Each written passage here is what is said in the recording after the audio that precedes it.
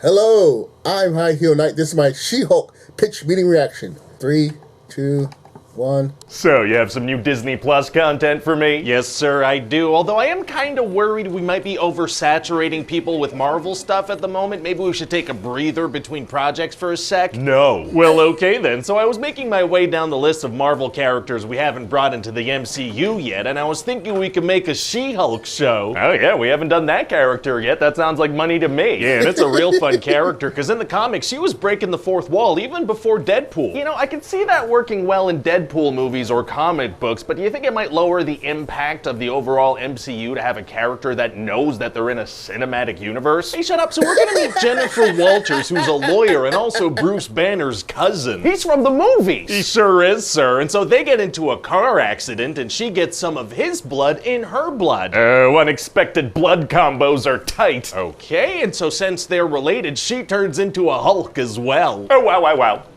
Wow. And so Bruce is gonna show her some cool stuff about being a Hulk, like you can drink alcohol and not get drunk. Why would you want that? Pretty cool, right? Not really. And so he's gonna teach her and try to guide her through these new powers, and she's gonna kind of make fun of him and insult him, so that's gonna be fun. That kind of makes her seem a little rude and mean. He's just trying to help her because he cares about her. Well, she doesn't really want his help, plus she's already kind of mastered the whole Hulk thing already. Oh, she has? Yes, sir. She's already fantastic and agile, and she could turn into She-Hulk at will without losing control of herself at all. How is that possible? I feel like it took Bruce a long time to master all that. Well, Jen explains to Bruce that because she's been catcalled and mansplained to, and some men are straight up dangerous, she's much better at controlling her anger than Bruce because she's had to do it infinitely more than he has. Okay, yeah, no, I mean, I see what she's saying, and in no way do I want to belittle what women have to go through at all. Careful. But also, she's saying this to Bruce Banner, who saved the planet multiple times and lost his best friend and his love interest and was turned into a monster and chased by governments and turned into a gladiator slave on an alien planet, tried to take his own life. It's like,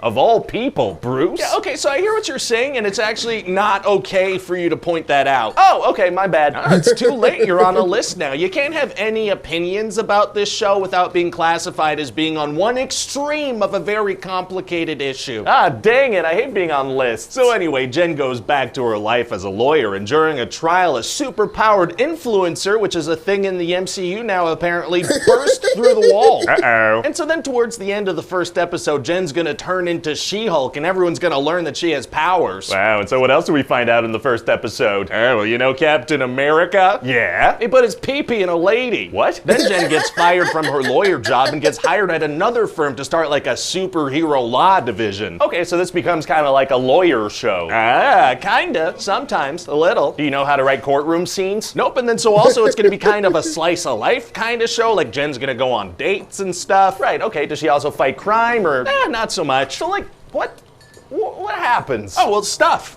You know, sometimes. All right, you gotta give me something, please. Oh, well, at a certain point, she's gonna represent Emil Blonsky, so that's gonna be pretty cool. I don't think I know who that is. Remember, you know, he was in the movie, the 14 years ago, he was in the movie. Oh, yeah, okay, yeah, no, it wasn't a super memorable character, but yeah. Well, that doesn't really matter, to be honest, because he's just a completely different character now. Oh, okay, great, it's all connected. Also, Wong is gonna show up sometimes. He's from the movies. He is, and he's gonna become friends with this girl, Madisynn. And what's her deal? She's always drunk and she's the absolute best part of the show. Nice. Also, at a certain point, She-Hulk is gonna twerk with Megan the Stallion. What? Superheroes don't usually twerk? Exactly. So people are gonna be like, what? And then other people are gonna be, you know, deeply angry about it. Oh my god, what? You know, see, that's gonna be kind of a thing in the show. We're gonna kind of rile up angry internet dudes and then make fun of them for getting riled up. That's gonna be really good for the state of internet discourse, yeah. Yeah, that's gonna help with all the toxicity online, I'm pretty sure. So any interesting plot threads or anything I should know about? Oh, there's like this group of toxic dudes that call themselves intelligentsia, and they're trying to get some of She-Hulk's blood. Oh boy, I bet that's gonna come into play later.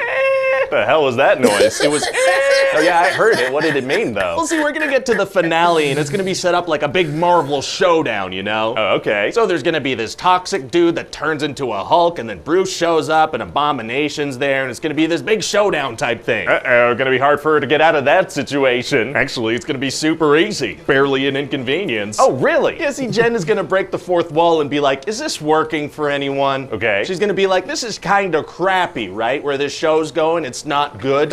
We're making the show. We are, yeah. And so then she's gonna go into the Disney Plus menu and eventually into the She-Hulk writer's room. What is going on? Then eventually meet with the head of Marvel, who, as it turns out, is just this creatively bankrupt robot algorithm making formulaic decisions based on what it thinks is popular. Kinda hurtful. And so she's gonna get him to solve the few problems that were actually happening in the show, and then we're pretty much done. So does just pointing out that the writing wasn't very good make it better in some way? God, I hope so. Do you think we risk making any future She-Hulk or even Marvel projects less captivating by having a super meta character that can literally change the script of the shows and movies she's in? I don't think you could ever go too meta, sir. Isn't that right, future me who's editing this video?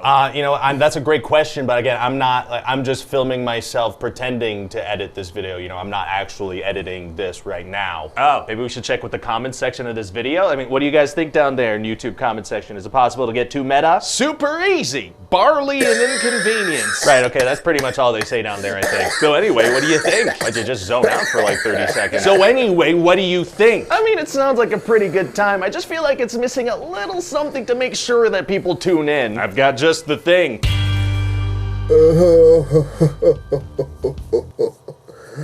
Oh, I have a toothache, but that laughter was worth the pain. Thank you for watching. I'm High Heel Knight. Find inspiration everywhere.